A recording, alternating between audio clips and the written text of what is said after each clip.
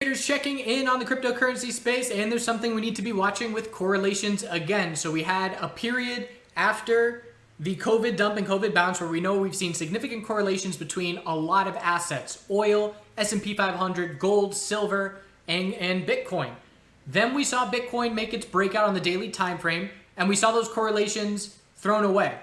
You see those correlations thrown away because an influx of dollar volume offsets the activity that the bots and the automated trading is doing in terms of seeing those correlations take place. Now we're in a period of consolidation on Bitcoin where the volume is dropping off. You can clearly see we have way less volume than we did just a few days ago.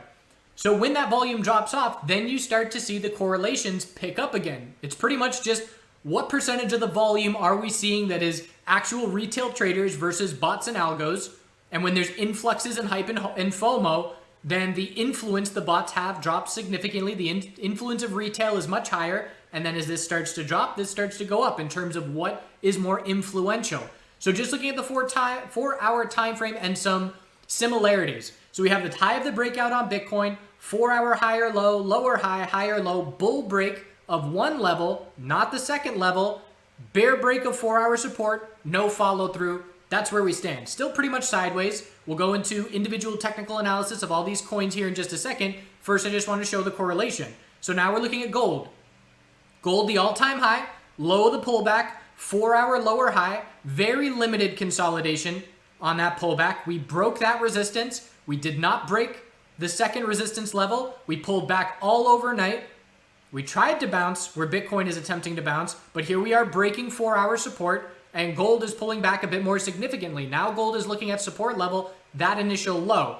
So I would say the 4-hour time frame over these last 12 to 16 hours, very similar, and now we're seeing a little bit of a shift if we zoom in where this current candle is different than what Bitcoin is doing. S&P 500 4-hour time frame, a bit of a different look, but this is the high of the entire COVID bounce. There's our big pullback, lower high, higher low, so 4-hour equilibrium taking place on a lot longer time frame. The gold and Bitcoin 4-hour equilibriums were condensed down in a much smaller time frame, but it was an equilibrium that broke one resistance level, could not break the second resistance level, and here we are breaking 4-hour support but trying to bounce. S&P 500 and Bitcoin are very similar in that regard. So pullback, lost the 4-hour support, trying to bounce up near the high of the entire move. So I would say at this moment, when I woke up this morning 6 hours ago, 5 hours ago, all three of these names were extremely similar on the 4-hour time frame. Since then, in the last 2 hours, gold has seen further weakness and it's dropped off a bit. And I would say the strongest correlation is Bitcoin and the S&P 500. Gold is similar, but it is weaker, and it's shifting that correlation a little bit. So again, this is what I'm doing on a daily basis, is watching how all of these things are trading related to each other, and it's definitely worth keeping an eye on. So now going into Bitcoin analysis and checking out what it is doing on the bigger picture. So we did see a bear break of this 4-hour support of 10,843. Very little follow through, only $30. And I'm sure on some exchanges it may not have even broken. And the daily chart is a potential bull flag. So what we have here is a pattern of a higher low every single day on Bitcoin. And that pattern, one more point that just popped into my mind before, I hate to cut you off like that, but we got gold on the 12 period exponential moving average, which is now being lost, but it held as support for about 10 days. And we know that's been our guide for Bitcoin. It's now being lost, but it held for over a week. That was a very significant 10 days. It was the same thing. So very significant similarity between those two things. Back to Bitcoin daily chart. Could this be a bull flag? Absolutely. So we had a pattern of a higher low every day for a long time. That pattern has broken, at least on Coinbase. And when we see a pullback on the daily with very limited bear follow through, we know to be watching for a potential bull flag. So as we stand right now, is Bitcoin a potential daily bull flag? Yes, absolutely. And if the bears are going to have to prove something to us, we will have to break 10,575.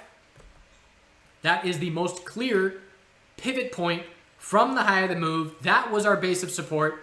And that's going to be the most important level for me from here. If that level is lost, the odds of a daily bull flag will decrease significantly. We will still be looking for a daily higher low if that level is lost. And at that point, the daily 12-period exponential support will be coming into play. But that will be a sizable enough pullback that we will then be watching for a tightening daily range to be the most likely scenario. If we can hold that level, the continuation is the most likely scenario due to the limited size of the pullback comparative to the size of the entire move. And that's what Fibonacci traders use in terms of percent retracement. I don't go in and get the mathematical percentage retracement. I look at it visually, but we're coming to the same conclusions as what Fibonacci traders would do. So still healthy overall. On this current bounce, we will be watching for the potential of a 4-hour lower high compared to 10,350. One more thing I want to note is just little clues on volume. And look at that nice big bull volume saving the day with a bit of a V-shaped recovery. But what I want to point out on volume is seeing the price action leading up into the weakness that we saw overnight. And we can see clearly that the bear bots are defending resistance. So what I am imagining happening when we get a bull break straight into a dump is that we hit a certain price and the bots and the algos fire off signals that say, okay, our price level is hit. It's just an if-then statement that's programmed into these bots and algos. If this price level is hit, then market sell this many Bitcoin, yada, yada. So we see a bull break straight into a 5-minute dump, but then we didn't break the low of that dump and we make our recovery. Bull break straight into a big dump, the low of the dump is hit, and we don't break that low again. Here we are testing resistance, dump, the low of the dump here doesn't break again. And here was another one, bull break straight into a 5-minute drop. There's our low of 11,230. And what is the difference? Yes, we held it. Yes, we tried to recover, but then we broke it again. So the low of the flash dump caused by what I am assuming is bots and algos broke that time around, and then the bears saw more significant follow through. The previous examples, the bear breaks are very short-lived. We see that mark the bottom and very little bear follow through from that point. Overnight, the bears did get follow through from that point, and they had control of the short-term trends for a while once that shift took place. So that's just an observation on price action to be looking for shifts in market environment. So that's something I'm going to be watching again. If we see it happen again where bull breaks are met with these quick flushes, do those flushes hit a low and then eventually see follow through or not? If the answer is no, then we know bulls are successfully and convincingly buying those dips. ETH, sideways, multiple daily inside bars in a row. It's a potential daily bull flag as well because we did lose the pattern of a higher low every day a couple days ago. The most important support level is 306, and everything I just said about Bitcoin is the same for ETH in this instance, where if that level breaks, odds of a daily bull flag will decrease significantly, but as long as 306 is support, odds of a daily bull flag will remain high. So that is our most important short-term level, and if the daily chart is a bull flag, we're looking right back up at 334 as resistance, and then the next level from there is 364.49 on the weekly time frame. So what does this look like on the 4-hour chart? Tightening range, again, breaking. Let's see, did we break 312.66? Nope, so we did hold that little support level. So since 306, the 4-hour higher lows have remained, which the bulls want to keep that pattern going. All about 306 in the short term. Again, the clues that we're going to get in the next 2 days, is the daily bull flag the likely scenario? Or is more significant pullback still looking for the daily higher low, but no longer looking for continuation to be the result of that daily higher low, at least initially, more of a tightening range into next week? Or is that going to be the most likely scenario? ETH BTC, massive pullback from the high, but we are just looking for a daily higher low. We know anything above 253 is a daily higher low. We're building a base of support at 284, 285, and the bulls really want to see a break of 295 to get this bounce going. The 4-hour time frame tried to change the trend and it's failed to do so. And at this point, it's just an equilibrium. 4-hour equilibrium has to break bullish. If it does, our daily higher low is set, and we then look for a daily lower high to be the most likely scenario compared to 326, the high of this move. And we would then look for a tightening range to play out. But we have to break that 4-hour equilibrium bullish. If we break the 4-hour equilibrium bearish, we lose the daily 12-period exponential support, and at that point, it is way more of a pullback than the bulls would like to see on this daily chart. So that's our most important short-term support level.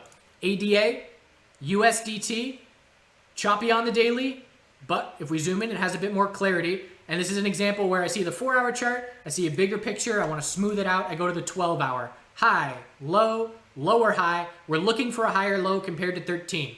So how can I establish a trade game plan here? Well, let's say I think the most likely scenario is daily continuation on this move. Then I want to be entering here. Let's say I enter at 13.8. I put my stop under 13. I'm risking 1 penny. And if we do end up with a bull break, then my reward is potentially 2 to 4 pennies. So that's the kind of risk to reward scenario I like to see. But of course, it would require a bull break for that kind of follow through. We can hold the higher low of 13. Bulls would hope that it is 13.6 here, but we could then be watching for a 12-hour lower high compared to 15.1, and for this range to tighten up for another few days into the weekend, because there's a good amount of range here, and again, each candle's 12 hours, so it takes a long time to develop. But we are watching for that 12-hour higher low compared to 13, at least in the short term. Link USD, daily time frame, daily downtrend has been confirmed, lower high at 810 and a lower low by breaking 699. What do we note? We note the lack of bear follow through on the daily downtrend confirmed, and when that happens, we know to zoom out and look for the potential of a flag. Is this a potential weekly bull flag?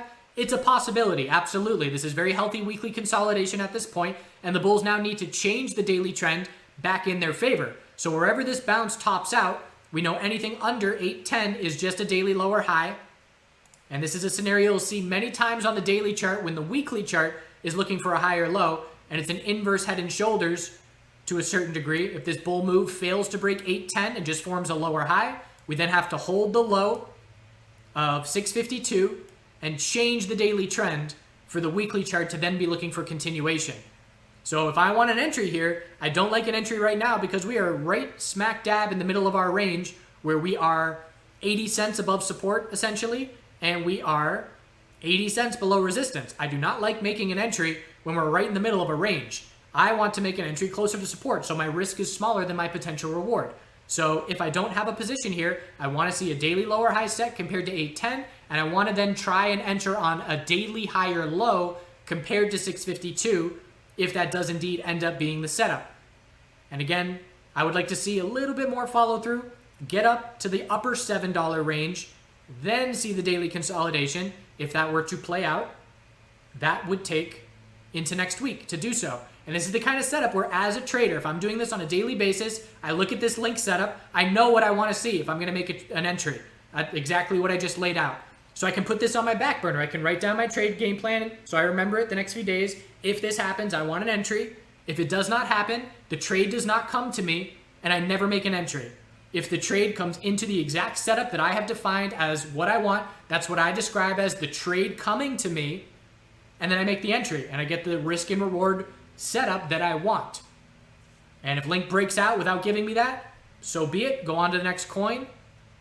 And that is the way to approach trading if you want to do this long term.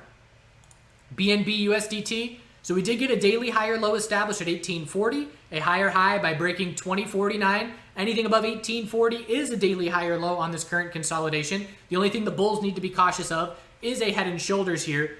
And it's very early pattern recognition, but if we were to pull back, I would need to see more pullback here. I would essentially need to see a loss of this 12-hour, 12-period exponential support. If that were to happen, I would still be looking for a higher low compared to 1840, but at that point, the consolidation would be significant enough to then be looking for a lower high on the bounce. That's when you get the head and shoulders setup. As of right now, this is healthy enough consolidation that we can't say a lower high is the most likely scenario. I would need more pullback. And again, that goes back to the percentage retracement, because what is the percentage move needed to see continuation from here? We need 5% if we see more of a pullback, and it gets to a point where we would then need 9-10%. That's when we start looking for the potential of that right shoulder to form. So in the current setup, bulls are keeping enough control that I'm not looking for that setup, head and shoulders. If we break this 1951 low, I will start looking for that head and shoulders to potentially be the setup. But for right now, bulls keeping control. Daily uptrend is our guide. LTC. So we're now seeing some laggard action. And this is what you want to see if you're a crypto bull overall, because that shows us money staying in the cryptocurrency environment. We see the bulls run, we see the bulls take some profit and some consolidation, and then we see the laggards run. And you want to see that kind of musical chair action, and you see it in the MJ sector when this happens. You see it in big stocks with the tech sector. And if the tech sector starts seeing profit, we then watch, is that money going into the financial sector? And it's just sector rotation. This is what I would call intersector rotation, where it's going from one coin to the next. And this is a great sign, again, for the health of the cryptocurrency space as a whole. And Litecoin is making some headlines here. And we are looking at a daily higher low and a potential bull flag. Higher low is 53.92. If we break 58, the daily bull flag is confirmed. The next resistance level that we're looking at from there is limited 60, 64, 2 levels. Again, we are nowhere near where Bitcoin is because Bitcoin has broken this high back from January and February. So we can see we're nowhere near breaking that level, but as far as the short-term action, there's been nice gains over the last week. And this has been marked by the LTC BTC chart breaking bullish. We were watching this weekly time frame get real tight, and in a couple videos, I said I have absolutely no interest in Litecoin as long as this level is resistance, and now we are over this level. Look at the double bottom, 4462, 4472. We just built a base of support, and we did actually break at 4425, but a bear break with no follow through, base of support established, and there's your break of resistance. And that break of resistance on the LTC BTC longer term weekly chart is what sparked this LTC USD breakout. And XRP is doing the same thing. Look at XRP here on the weekly time frame. We had a low of 1904. We topped out on the bounce. We held 1904. And now if the bulls can break 2312, we will change the weekly trend. And look at this long-term falling wedge on this weekly time frame. So I have not been a fan of the technical chart of XRP, but if this long-term weekly downtrend here, just looking at the last almost a year, if this breaks bullish, we're going to see XRP play some catch-up. And there it is, already playing catch-up on the daily. Again, you go to the weekly chart, we are nowhere near the strength of where Bitcoin is. If we were, we would be over 34, but that doesn't mean there aren't short-term gains to be had.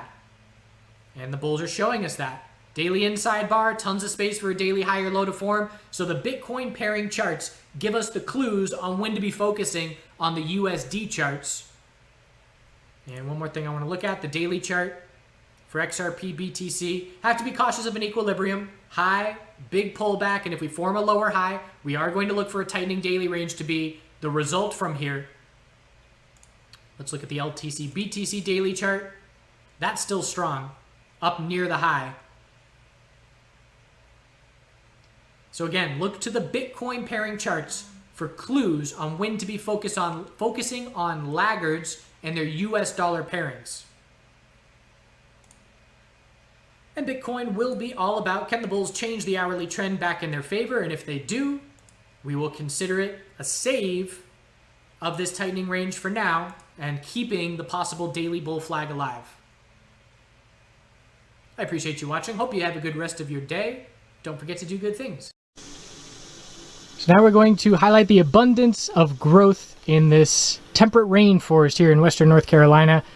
I haven't watered the garden in 3 or 4 weeks. It pretty much is just a thunderstorm every day, quick and easy. And this princess plant, I moved in 13 months ago, and in the first month I had a buddy come here and help me weeding stuff. And there was a plant that was literally a foot big, probably about as big as this thing is right now. And he said, "You want me to pull this up?" I said, "Nah, leave it." And I know everybody, foundation, roots, not a good idea, cut it down. I'm going to cut it down. I appreciate the warnings, but it's an experiment. And this princess tree is just massive in 1 year's time. That's what that plant can do. That's got to be 20 feet tall. Do you like your spot?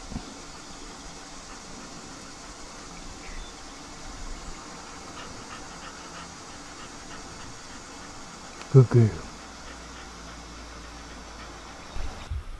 Example number 2 is this jewel weed, which I've showed before. This root system was definitely already here, but at the start of this year, there was nothing there, 0 growth. So just the root system underneath the mulch, and this bush is now over 7 feet tall and more than 5 feet wide. Look at how many fruit this tree, this bush, whatever you want to call it, is going to produce in 1 year of growth.